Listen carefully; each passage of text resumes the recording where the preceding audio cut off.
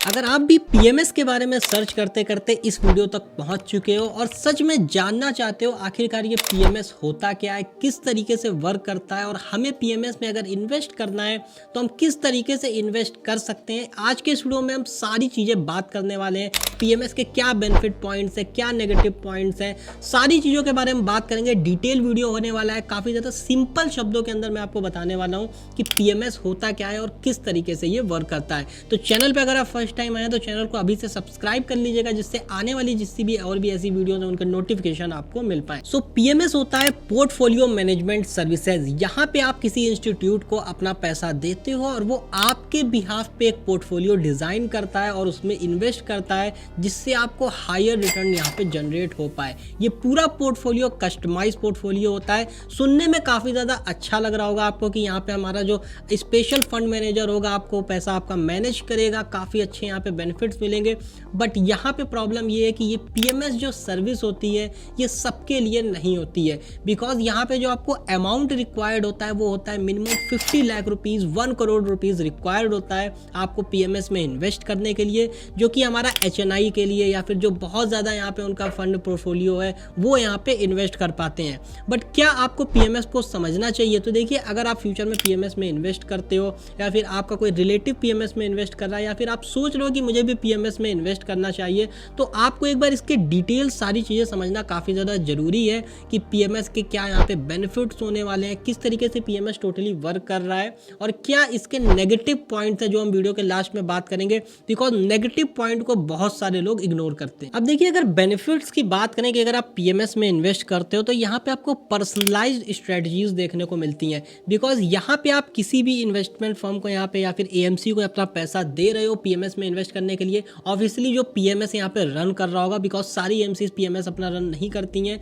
बहुत major reputed AMCs हैं जो यहाँ पे अपना पीएमएस रन कर रही हैं। तो जो भी पैसा आप यहाँ पे उनको दे रहे हो तो आपका जो रिलेशनशिप मैनेजर है, फंड मैनेजर आप उसको कह सकते हो, वो आपके बिहाफ पे इन्वेस्टमेंट कर रहा है, तो वो पर्सनलाइज स्ट्रेटजीज यहाँ पे लगाता है आपके रिस्क कैटेगरी के हिसाब से, आपके बिहेवियर के हिसाब से, या फिर आपने जो भी उसको यहाँ पे टारगेट्स दे रखे हैं या फिर गाइडेंस दे रखी है उसके अकॉर्डिंग यहाँ पे जो है वो इन्वेस्टमेंट करता है। तो यहाँ पे आपको एक पर्सनलाइज्ड स्ट्रेटजी का ऑप्शन देखने को मिल जाएगा कि आप अपनी इन्वेस्टमेंट अपने पर्सनलाइज्ड यहाँ पे तरीके से यहाँ पे इन्वेस्ट करा। सेकंड है एक्सपर्ट मैनेजमेंट। जो भी यहाँ पे आप पैसा दे रहे हो, अब देखिए, जब भी आप म्यूचुअल फंड में इन्वेस्ट करते हो तो यहाँ पे आपको पता होगा कि पूरे फंड का एक फंड मैनेजर होता है और वो यहाँ पे सारी की सारी जितना भी पैसा यहाँ पे पूल होता है वो सारा इन्वेस्टमेंट यहाँ पे करता है। पीएमएस के अंदर क्या होता है, वो जो फंड मैनेजर है वो स्पेशली आपके लिए ही डिजाइंड है, तो वो आपका ही पैसा इन्वेस्ट करने वाला है। डेफिनेटली वो और भी सारे लोग हैं जिन लोगों का वो फंड मैनेजर असाइंड है वो उनका भी पैसा इन्वेस्ट करेगा, बट जिस समय वो आपकी बात करेगा तो आपके ही पैसे पे ध्यान देगा,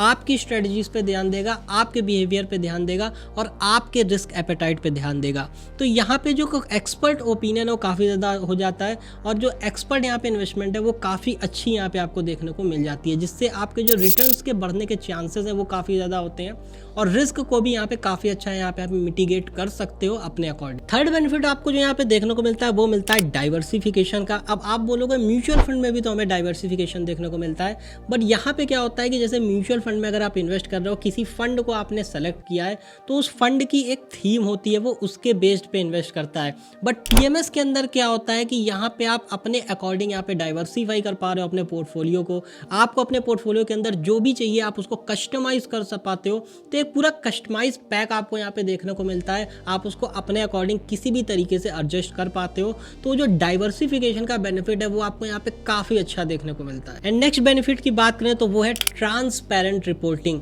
अब देखिए, अगर आप म्यूचुअल फंड में इन्वेस्ट कर रहे हो, स्टॉक में इन्वेस्ट कर रहे हो, तो आपने देखा होगा बहुत सारी जगहों पे ऐसी ऐसी न्यूज़ेज आ जाती हैं जिस वजह से काफ़ी ज़्यादा मार्केट क्रैश हो जाता है या फिर बहुत सारी प्रॉब्लम्स आपको देखने को मिलती हैं। तो जो ट्रांसपेरेंसी है या फिर जो आपको रिपोर्टिंग है वो आपको इतने अच्छे से नहीं मिल पाती है। बट पीएमएस के अंदर क्या होता है कि जो फंड मैनेजर है वो आपको टाइमली यहाँ पे रिपोर्ट करता है, सारी इंफॉर्मेशन देता है ताकि एक ट्रांसपेरेंसी बिल्ड हो सके। तो अब तक तो आप यहाँ पे पीएमएस के बेनिफिट्स देख रहे थे कि आपको यहाँ पे क्या बेनिफिट्स मिल रहे हैं। अब अगर हम यहाँ पे इसके नेगेटिव्स की बात करें कि अगर आप सिर्फ बेनिफिट्स को देख के अगर आप पीएमएस की तरफ चले जाते हो तो आपको फ्यूचर में काफी ज्यादा प्रॉब्लम यहाँ पे मिल सकती है। अगर हम नेगेटिव की बात करें तो सबसे पहला नेगेटिव यहाँ पे देखने को मिलता है हायर एंट्री बैरियर, बिकॉज यहाँ पे जो आपको यहाँ पे पैसा इन्वेस्ट करोगे या फिर पीएमएस की तरफ अगर आप मूव कर रहे हो तो यहाँ पे जो एंट्री बैरियर है वो ये है कि आपके पास minimum 50 lakh rupees 1 crore rupees का अमाउंट होना चाहिए। वैसे अगर आप 50 लाख से इन्वेस्ट करना चाहो तो कर सकते हो, बट मेरा मानना है कि अगर आपके पास मिनिमम 1 CR 2 CR 3 CR का अमाउंट नहीं है तो आपको PMS की तरफ मूव नहीं करना चाहिए।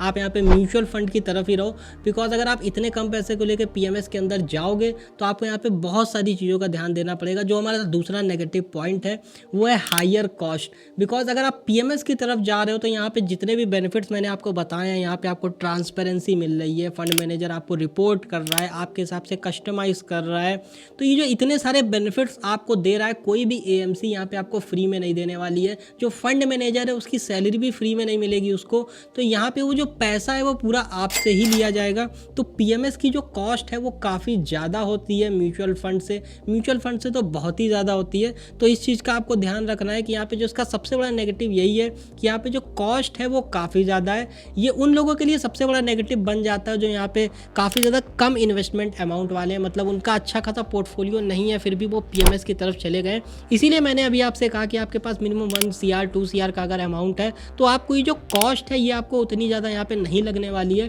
बिकॉज उसके अगेंस्ट में आपको काफ़ी अच्छे रिटर्न भी मिल जाएंगे। बट अगर आप लोअर अमाउंट इन्वेस्टमेंट हो, आपका पोर्टफोलियो ज़्यादा बड़ा नहीं है और अगर आप PMS की तरफ चले जाओगे तो वो जो कॉस्ट है वो आपको अलग से दिखेगी और फिर आपको वो जो रिटर्न्स मिलेंगे तो एट द एंड आपको लगेगा कि यहाँ पे जो मेरा कॉस्ट है वो काफ़ी ज़्यादा लग गया है और बेसिकली यहाँ पे रिस्क भी अगर ज़्यादा इन्वॉल्व हो जाता है, आपके इन्वेस्टमेंट में आपको लॉस हो जाता है तो आप काफ़ी ज़्यादा पैनिक सिचुएशन में भी आ सकते हो। एंड अगर नेक्स्ट अगर यहाँ पे नेगेटिव पॉइंट की बात करें तो यहाँ पे जो लिक्विडिटी है वो यहाँ पे आपको म्यूचुअल फंड और बाकी सारी जगहों के तरीके इतनी ज़्यादा देखने को नहीं मिलती है, बिकॉज यहाँ पे आपको काफ़ी ज़्यादा स्ट्रेटजीज़ के साथ यहाँ पे इन्वेस्टमेंट करी जाती है, एक हॉराइजन पीरियड लेके इन्वेस्ट किया जाता है। अगर आप यहाँ पे लिक्विडिटी देखोगे तो आपको उतनी लिक्विडिटी नहीं मिलेगी कि अगर आप पूरा PMS अगर एक रात में उड़ाना चाहो तो उड़ा ले जाओ, तो ऐसा कुछ नहीं है। म्यूचुअल फंड के अगर आप ये चीज़ कर सकते हो तो PMS के अंदर आपको तभी जाना है जब आपके पास एक काफ़ी अच्छा अमाउंट हो। इन फ्यूचर अगर आपको लगता है कि आपको PMS में इन्वेस्ट करना है तो सबसे पहले आप एक पूरा अच्छा अपना पोर्टफोलियो बिल्ड करो।